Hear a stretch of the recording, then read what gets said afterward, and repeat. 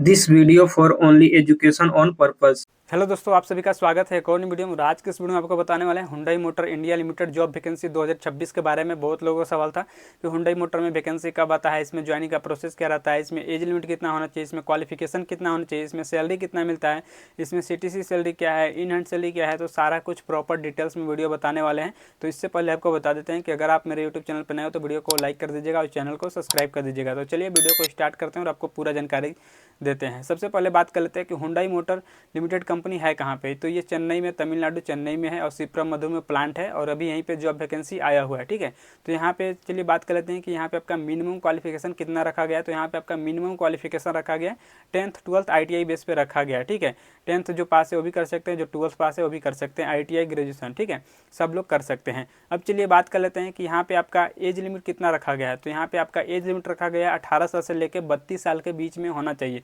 यहाँ पे 1 साल 2 साल का एज रिलैक्सेशन भी दिया जाता है। ठीक है, तो 18 से 32 आपका एज लिमिट रखा गया है। अब चलिए बात कर लेते हैं कि इसका ऑफलाइन ज्वाइनिंग होगा कि ऑनलाइन होगा, कैसे होगा, कहाँ से होगा।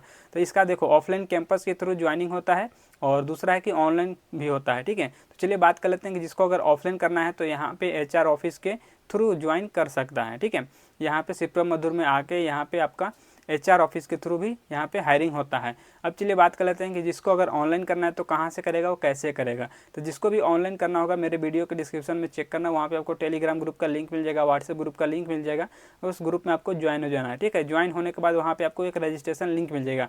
रजिस्ट्रेशन लिंक पर क्लिक करके आपको ऑनलाइन रजिस्ट्रेशन कर लेना है। रजिस्ट्रेशन करने के बाद आपको 1 हफ्ता से 10 दिन 12 दिन तक कम से कम वेट करना है। उसके बाद कंपनी की तरफ से शॉर्टलिस्ट होगा, नाम वगैरह निकल जाएगा। तो आप जो मोबाइल नंबर डाले रहोगे या फिर मेल डाले रहोगे उस पर मेल आएगा ज्वाइनिंग के लिए और मेडिकल टेस्ट के लिए आपको सिप्रामधु चेन्नई में आपको तमिलनाडु में बुलाया जाएगा मेडिकल टेस्ट के लिए और ज्वाइनिंग के लिए। ठीक है, तो आपको आना होगा। आने से पहले मैं बता दे रहा हूँ कि यहाँ पे डॉक्यूमेंट्स क्या क्या लगेंगे और क्या क्या लेके आना है। तो जो सबसे पहला डॉक्यूमेंट्स है आधार card, pan card, 10th 12th का सर्टिफिकेट, ITI का सर्टिफिकेट। ठीक है, इसके अलावा आपके पास पासपोर्ट साइज का photo, bank account, CV, cover letter, इतना डॉक्यूमेंट्स होना चाहिए। और सभी डॉक्यूमेंट्स का 2-2 सेट में जीरोक्स फोटो कॉपी भी होना चाहिए। ठीक है, इतना कुछ लेके आपको तमिलनाडु चेन्नई में सिप्रामधुर प्लांट में आपको आना है। और यहाँ पे आने के बाद सबसे पहला दिन यहाँ पे चलेगा मेडिकल टेस्ट। ठीक है, मेडिकल टेस्ट 2 से 4 घंटों में क्लियर हो जाता है और सेम डे जिस दिन आओगे उस दिन मेडिकल टेस्ट हो जाएगा। उसके बाद दूसरे दिन यहाँ पे ट्रेनिंग चलता है। ट्रेनिंग में आपको कितने दिन लगेंगे, तो यहाँ पे 1 वीक से लेकर 2 वीक का ट्रेनिंग रहेगा, जो कि नॉर्मल और बेसिक ट्रेनिंग होता है।